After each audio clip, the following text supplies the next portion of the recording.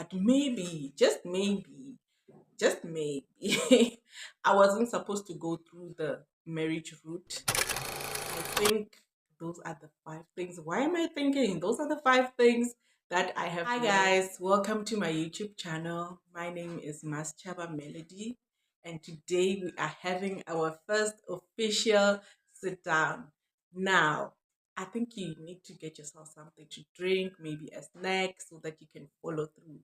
So, I would like to apologize. I would like to apologize with the background noise. It can get very loud. Without further ado, let's get into the video. Today, we will be talking about five things that I've learned in my first year of being married. Now, I've been married, I got married actually last year, which was 2023, on the 23rd of December, and today is the 29th of November.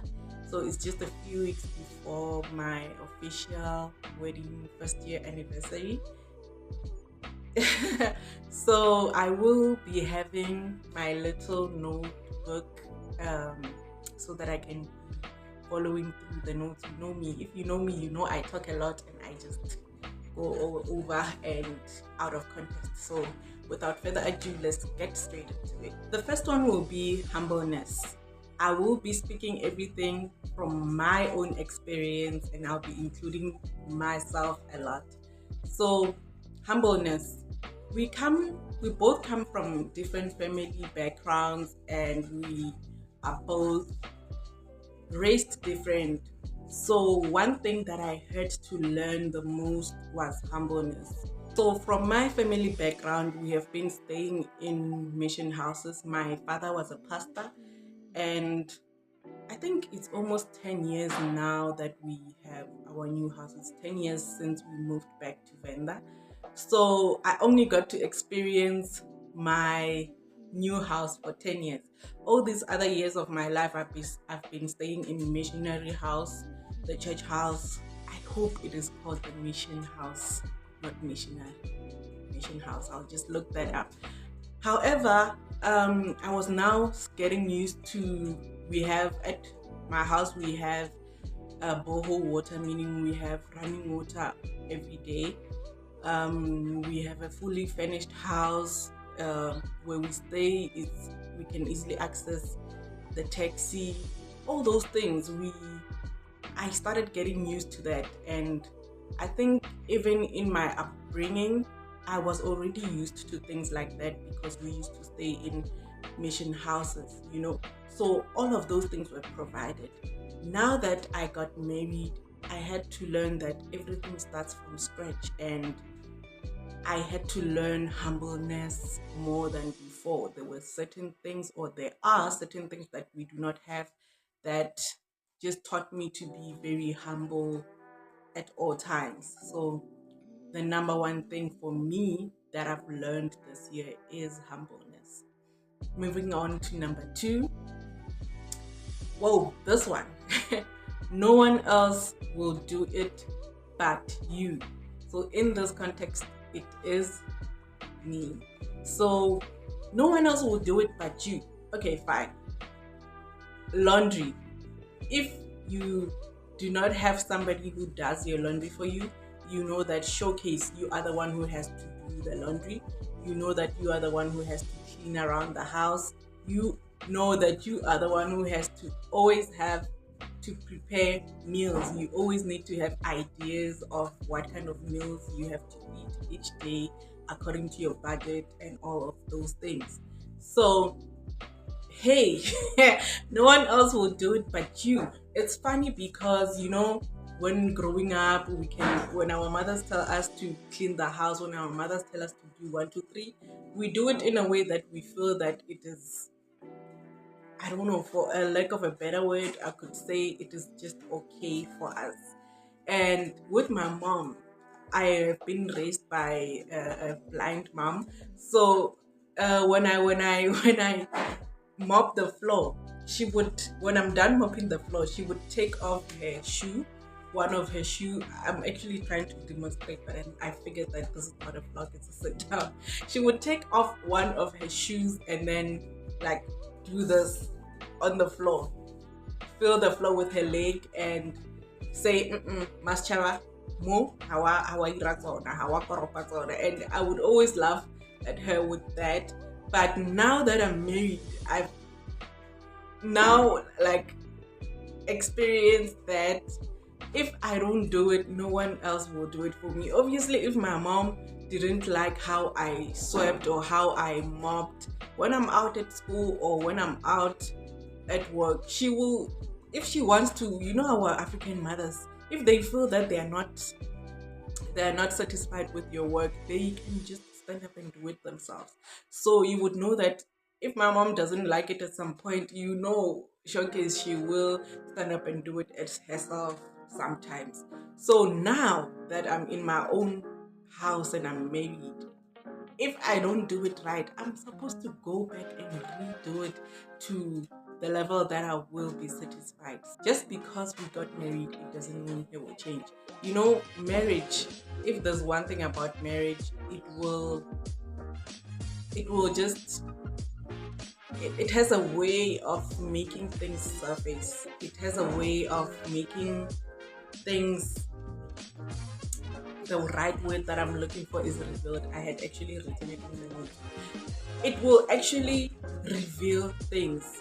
And if you were normally used to running away from things when you were in the dating era, and your guys, if you don't talk, you know that you don't talk but you sleep in your own bed, you'll see it or deal with it tomorrow.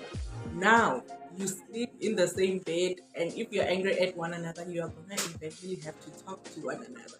So marriage also reveals a lot of things. And if you had problems while you were in a relationship, do not think that those problems will be fixed while you are married. Instead, those problems will surface more, and then you will see that problem being very vivid. You shouldn't think that things will change in an instant. Things don't change in an instant in a marriage. Instead, you need to give yourself time to really deal with those things at a flat level. You lay everything down on the table and you go through those things one at a time, and you need to know that it does not happen in an instant. Probably over the months, over the weeks, maybe over the years. From my experience in this 1 year, I feel that is also one of the things I have realized in marriages. Going forward to the fourth one, Bona, I'm not even wasting time. This one, do not get me wrong. Do not get me wrong with the next one, the fourth one. Oh my goodness, Lord. I actually prayed about this before I started shooting this video, because I do not want the way I deliver it to come out in any wrong way. But this is my experience at the end of the day, and you guys are here to support and listen to me. So going to the fourth one, maybe I should have waited a little longer. Don't kill me. I feel that maybe I should have waited a little longer before I got married. I'm not saying this out of the wrong way, but I believe that maybe if I waited longer, maybe things would have turned out a bit different. And I'm saying this because I'm a number one supporter of marriage. I love marriage. I've seen my siblings get married, and I knew that this was the way that I was supposed to go by. But maybe, just maybe, I wasn't supposed to go through the marriage route. Now, don't get me wrong. Maybe I wasn't supposed to go through the marriage route at 28. I always had a dream that by 28 I want to get married, and of course by the age of 28 I got married.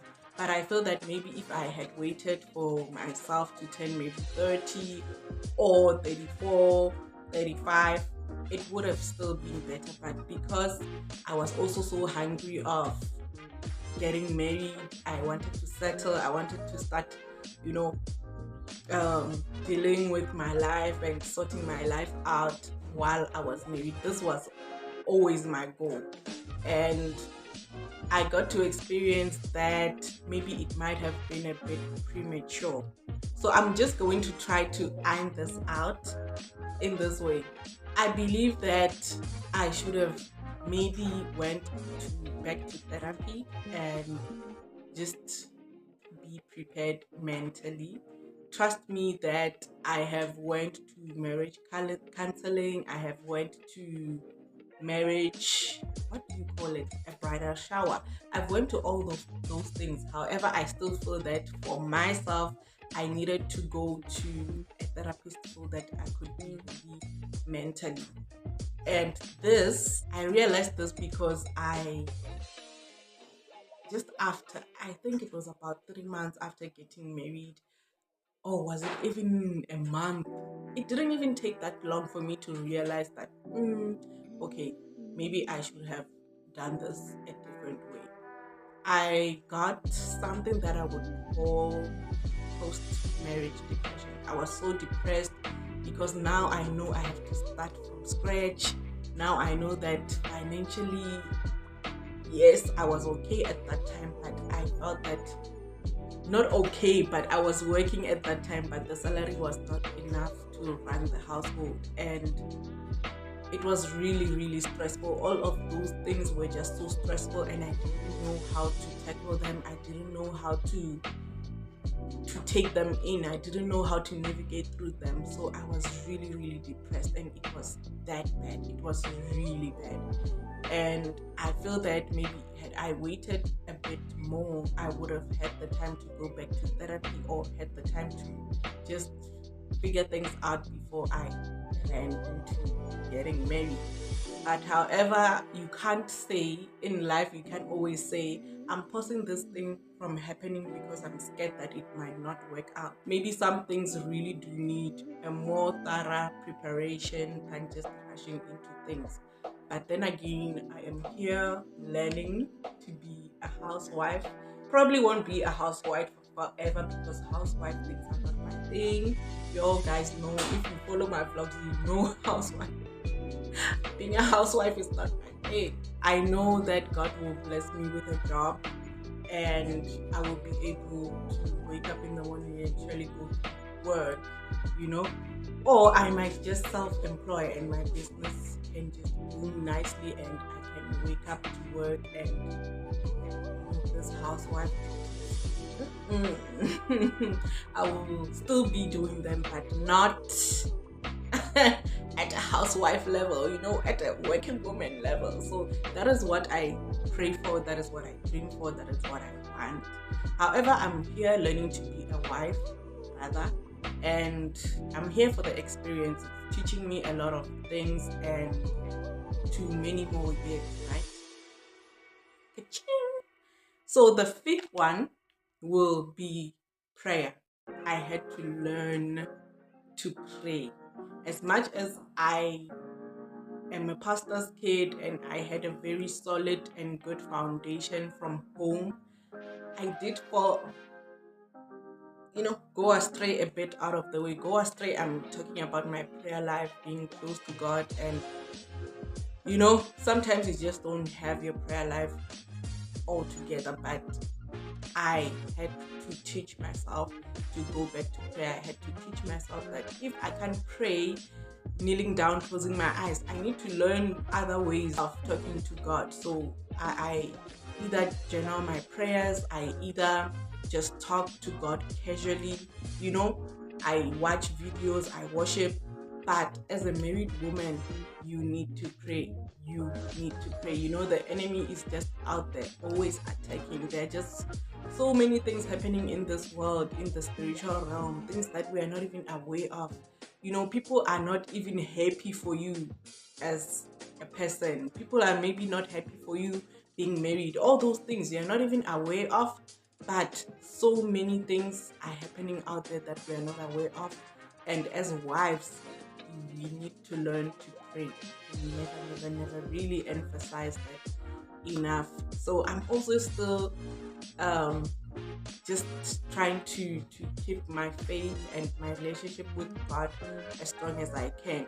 As much as you check on your friends, as much as you go on dates and picnics with your friends, do the same with God. Just have that 10 minutes in your day, just talk to God. If you're taking a walk, talk to God. If you are just doing little tasks, if you feel that you don't have time to talk to God while you're taking a shower, while you're taking a bath, just speak to Him as if you're speaking to your friends. You know, our friends know so much about us, but then you are here not even having a conversation with God. So yes, I think those are the 5 things. Why am I thinking? Those are the 5 things that I have learned in my first year of being married. And I thank you guys for watching up until this far. Please don't forget to like, subscribe, and share. Hit the notification bell and take it to that point where you click and I'm kidding. Okay, just like, subscribe, and share so that you are notified every time I post new content. Thank you so much, besties. I will see you on the next one. Bye.